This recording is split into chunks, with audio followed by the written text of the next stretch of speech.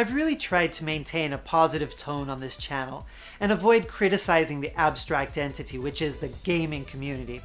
But the fact is, the term hidden gem is being used way too liberally, and it's time to call out the perpetrators.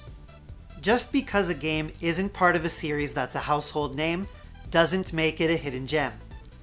Just because a game isn't a Nintendo IP doesn't make it a hidden gem. A hidden gem is a game with so little name recognition that even core gamers may not have had the chance to learn about it. The bar for entry is much higher than not Zelda.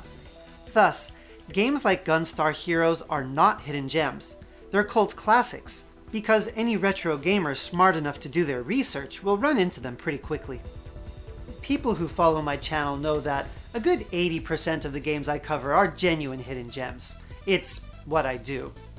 But with all the resources available today, it's hard to believe that anything really important has gone under the radar. I mean, there couldn't possibly be a great Japanese-developed 2D platformer for the PlayStation that nobody knows about. One with silly, colorful hand-drawn graphics, sublime music, and multiple gameplay types. One that, up until a couple months ago, had not one copy up on eBay. One that, to this day, doesn't have a full gameplay video on YouTube, not even in Russian. As it turns out, there is a game that fits this description perfectly. Kyoro Chan no Purikura Daisakusen. First, let's meet the protagonist. Kyoro Chan wasn't an original game character. He was the mascot for a Japanese snack called Chocoball, which is simply peanuts covered in chocolate.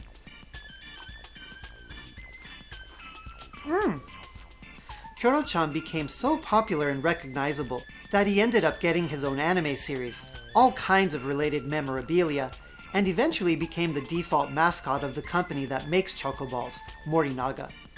The official line is that he's an imaginary breed of bird. So, definitely not a toucan. Kyoro Chan's first outing in a video game was technically Kyoro Chan Land on the Famicom and Game Boy, although most Eurogamers will immediately recognize the game as a reskin of Nebulous or Castellian. Thankfully, Kyoro Chan no Purikura Daisakusen for the PlayStation is a completely original game, and will pleasantly surprise users who might have expected it to be a cheaply made money grab. It is indeed a basic 2D platformer, but with a twist. In addition to clearing levels, you're also encouraged to find as many Purikura, or Print Club stickers, along the way as possible. If you're saying, what the hell are those? Print Club or Purikura are photo booths often found in Japanese malls and arcades that allow you to take pictures and decorate them with borders and stamps on a touchscreen, and then the pictures are printed on the spot as stickers. Purikura are a huge phenomenon in Japan with no sign of abating, and in fact are so popular among young girls that men are literally prohibited from using them without a female in their group in many cases. So, now you know what the title of the game refers to. There are several different methods by which Kyoro Chan can acquire Print Club stickers. The first is by finding Print Club booths located somewhere in the level, some easier to find than others. The second is by finding strawberry-themed item boxes. And the final and possibly most entertaining way to acquire a Print Club sticker is by completing one of 3 bonus games, which are found inside rainbow-colored item boxes. The 3 bonus games are basketball, picture-matching roulette, and a variation of rock, paper, scissors in which the winner needs to hit the loser on the head with a mallet before the loser picks up a shield. Nothing too complex, although it will take a small amount of Japanese ability to understand exactly what's going on. Since the whole point of Purikura is that you can decorate them as you like, Kyoro Chan no Purikura Daisakusen allows for a bit of customization in that you can choose from one of 4 backgrounds, and then place Kyoro Chan wherever you want in the frame. You can also enlarge, stretch, or flip him around as you like, although most of the pictures clearly intended for him to be placed in a certain position. But who cares? Coloring outside the lines is what life is all about, right? These custom Purikura are only accessible inside the photo booths. The strawberry item boxes and bonus levels give you a pre-made Purikura, so you'll just have to take what the game gives you. But that's not really a bad thing, because all of the pictures Kyoro-chan appears in are delightfully silly. Many depict him fighting or even playing with the enemies you'll see in the game. And there are all kinds of other imaginative situations like slipping on a banana peel, stealing a baby bonnet from a real baby, or being picked up out of a crane game. It's exactly the kind of absurdity we all hope to see in obscure Japanese games. While the Purikura collecting idea is fun, it's just a bonus feature to give the mascot more face time. What we're really interested in is this a good 2D platformer? The game consists of 5 worlds with 3 sublevels each, which probably doesn't seem like much for a 32-bit game that saves your progress, but the sublevels are surprisingly long. The very first level acts as a sort of tutorial where these weird little living microphones tell you how to use Kyoro Chan's various attack methods and abilities, once you've screamed at them. Kyoro Chan can peck at enemies with his beak, stomp on them with his rear, or kick them in mid-air. He can also flutter for a couple seconds mid-jump, similar to Yoshi's Island, which carries you just a bit further than usual, but can be the difference between reaching your desired platform or not. Your life is represented as a number, which can be replenished by picking up chocoballs conveniently floating around the stages, or by breaking standard item boxes with your elegant flying buns attack. Brown-colored chocoballs are worth 1 point, and any other colored chocoball is worth 10 points. But watch out, because there are some nasty little enemies masquerading as chocoballs too. Occasionally, you'll find items that increase Kyoro-chan's max HP, which starts at 100. This is extremely valuable because the height of your jump is dependent on how much life you have left. As long as you stay at 70 HP or over, you can do a super jump by hitting the jump button while ducking.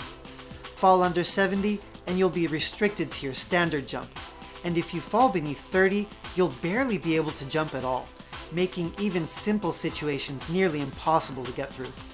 So unlike some games that give you a special all or nothing attack when you're low on life, Kyoro Chan really punishes you for taking too much damage. Finally, there are several special items you can pick up which make your task much easier. There's a projectile which might be peanuts, represented as a green balloon, a party blower represented as a blue balloon, and an orange balloon that makes your flutter ability fly up higher than usual.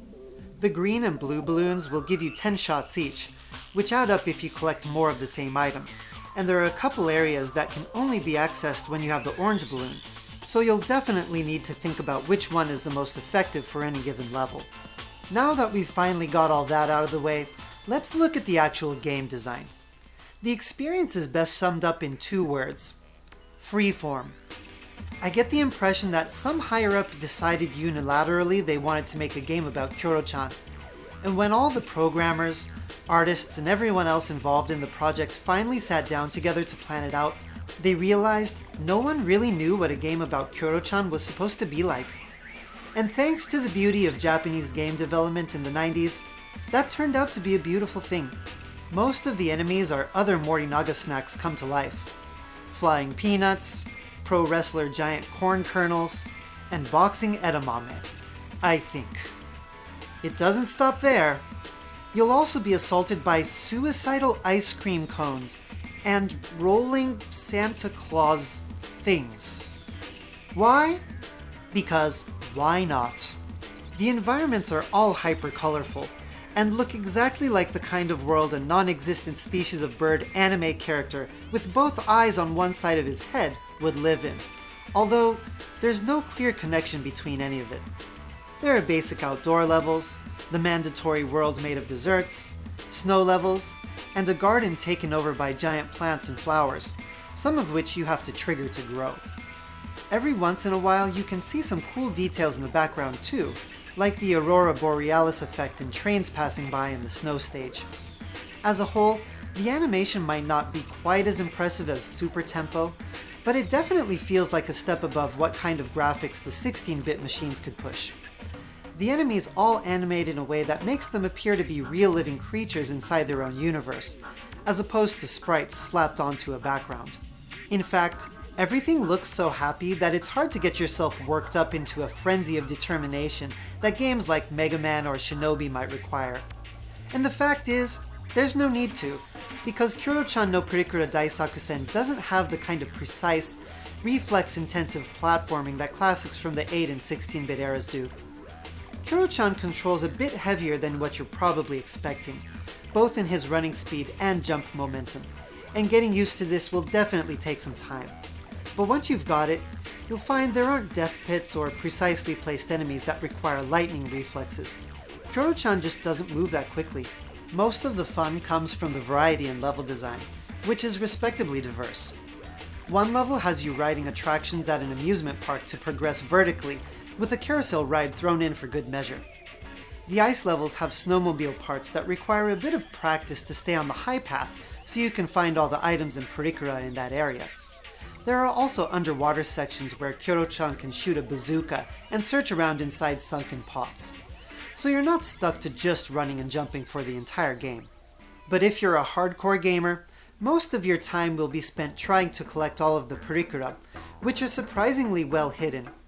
This is where reflexes do come into play, because many of the Purikura item boxes and bonus level boxes are in places that require very precise jumping, or figuring out how to access that area, and in many cases both.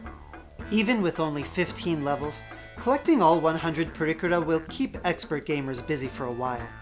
And thankfully, the playful artwork, near avant-garde music, and feeling of accomplishment when you manage to just make it to that faraway ledge keeps the process engaging and worthwhile. As for negatives about the game, far and away the biggest one is, there aren't any bosses.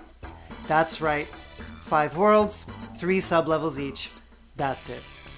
It's not like they needed to make bosses with the complexity of a treasure game, but considering how much fun the character design is with all the standard enemies, you'd think they could have come up with some really silly boss characters. They could have even used famous candies made by Morinaga's rival companies, with a bit of obfuscation of course. The only other complaint I have is that, in later levels, they attempted to ramp up the difficulty by increasing the number of enemies wandering around exponentially, and it really gets annoying. It's not so bad if you can manage to get that floaty jump momentum down perfectly, but like Hermie Hopperhead, it's not a very skillful way of making a challenging game. I never felt the need to criticize Kyoro Chan for not being the blood-pumping experience of a Mega Man game, because it clearly wasn't trying to be one. It's a completely overlooked game based on a snack mascot that has a lot more content than I was expecting, and that may be the reason why it sat so well with me. And, let's be realistic, if there were a completely unknown PS1 game with the playability of Mega Man X4, it would be the retro gaming story of the decade.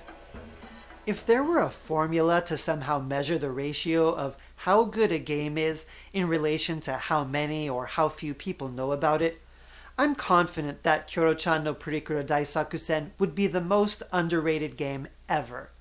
It's a pretty damn good 2D platformer on one of the most successful consoles ever, and I don't think anyone else in the English-speaking gaming sphere has ever played it through. Here's the good news. I'm not famous enough to affect game prices. Go buy it now. Oh yeah, and it's okay to have a snack every once in a while.